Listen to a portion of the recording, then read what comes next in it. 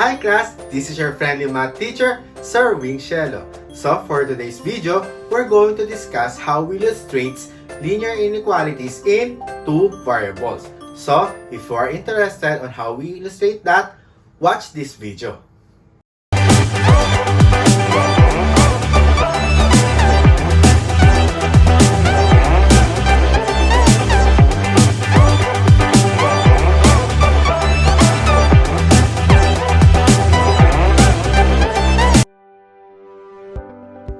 Again, our lesson for today is all about illustrates linear inequalities in two variables. It is very important for us to know that because it is one of the competency on the mathematics grade 8. So, before we start, let's identify first what is the definition of linear inequality. A linear inequality is almost the same as a linear equation, except the equal sign is replaced with an inequality symbol. It can be written in different forms such as ax plus by is less than to c, ax plus by is greater than c, ax plus by is less than or equal to c, and last, ax plus by is greater than or equal to c, where a and b are not both zero. It is simple as that. We identify the linear inequalities by those symbols. Here are some examples of linear inequalities in two variables. So, for example number 1, we have x minus y is less than 5. Example number 2, we have 5x plus 4y is greater than 20. Example number 3, we have 2x plus 3y is less than or equal to 6. And for example number 4, we have x minus y is greater than or equal to 7. So, in terms of linear inequalities in two variables, you can see that there are shaded regions or shaded parts. And aside from that, there are two types of straight line that we're going to use. And what are those? That is a broken line and a solid line. So, the question is, when do we use the broken line and when do we use the solid line? So, if the given symbol is less than and greater than, we're going to use the broken line. And if the given symbol is less than or equal to and greater than or equal to, the symbol that we're going to use is solid line. For real-life examples of inequalities, we have the seesaw and the unbalanced scale.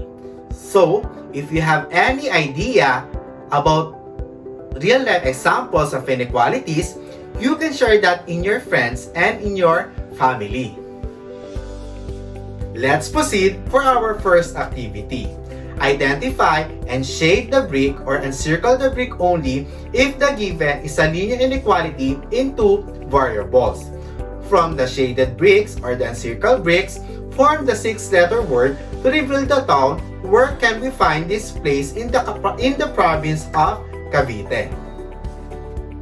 We have 10 different bricks on the screen.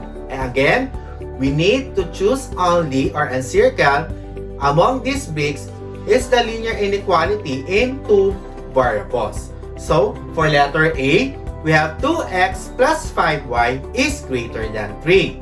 For letter C, we have x is less than 7. For letter M, we have x minus y is less than or equal to 12. For letter D, we have 6 is less than 3x plus y. For letter F, we have 3/4 x is greater than 9. For letter A, we have 1/2 x plus y is greater than or equal to 9. For letter B, we have x minus 5. For letter T, we have 5x minus y is equals to 10. Next, for letter E, we have x minus 3/4 y is less than or equal to 4. And lastly, we have letter O, which is x minus 7y is greater than or equal to 4. So, for this activity, I will give you 1 minute to encircle what are those 6 letters to form our mystery word.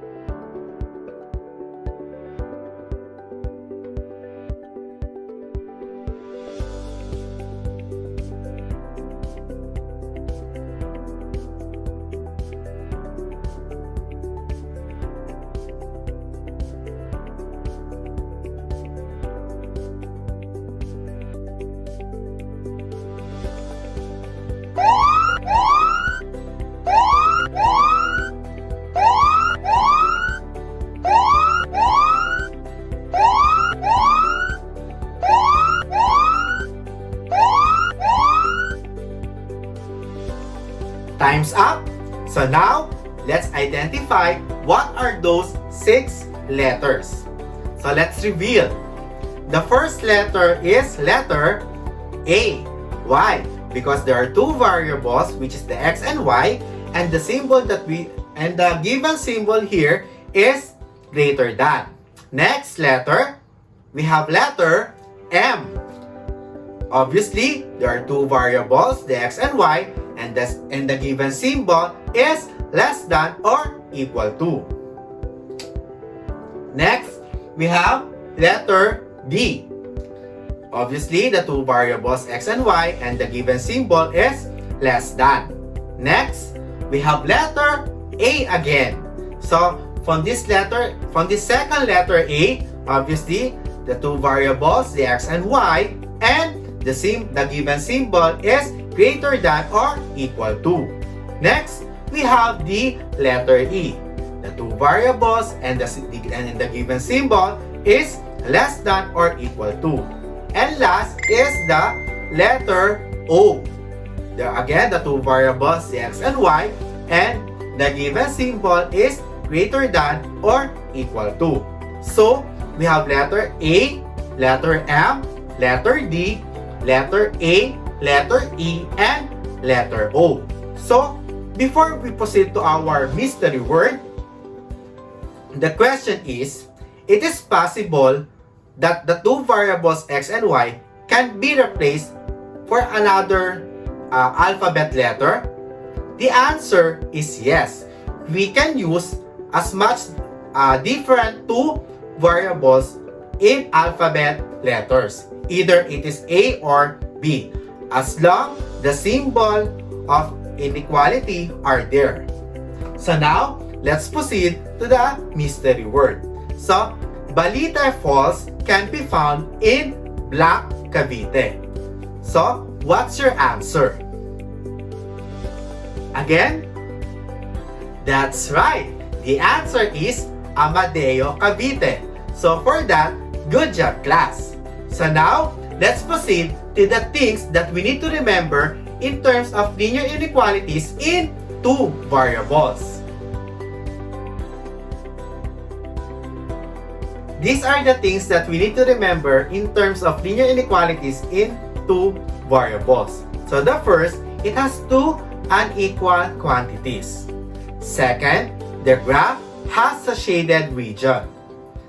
Third, the points on the graph form a straight line when connected. Again, the 2 types of straight line is a broken line or a solid line.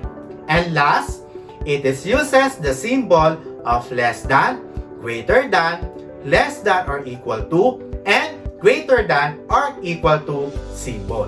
Those are the things that we need to remember in linear inequalities in 2 variables. Our next activity, let's cross out the in-stocks fields that are not linear inequality.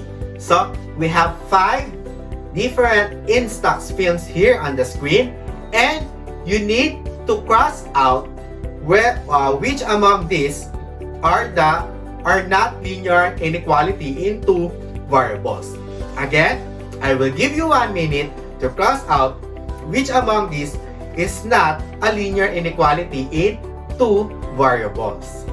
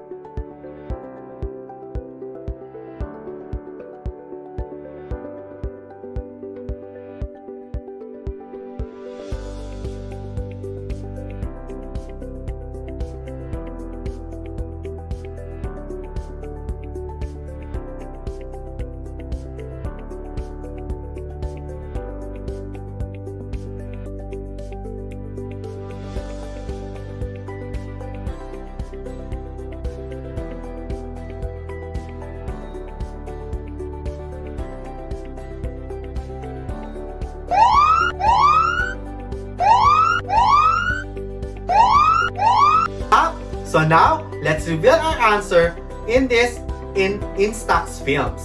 So, what is the first number that we need to cross out? Again, that's right. Number 1. Why? Because there is only one given variable in this number, which is x. So obviously, for our topic, linear inequalities in two variables. And aside from that, the symbol that is given here is equal sign. Next number that we need to cross out is what number? That's right. That is number 3. Because of the equal sign, although there are two given variables, but the given symbol is equal sign. And next, what is the last number that we need to cross out? That's right. That is number 5 because of the symbol that is given on this instax film. And for that class, give yourself a yes clap. So how to do that? 1, 2, 3, 1, 2, 3, yes. So it's your turn now. 1, 2, 3, 1, 2, 3, yes. So now, that is our lesson for today, which illustrates a linear inequalities in two variables. I hope you understand what are the things that we need to remember in illustrating linear inequalities in two variables. So, for our next lesson, we're going to discuss how we graph the linear inequalities in two variables. So, I hope you understand our lesson for today, and see you for our next video. Again, this is your friendly math teacher, Sir Cielo. Bye!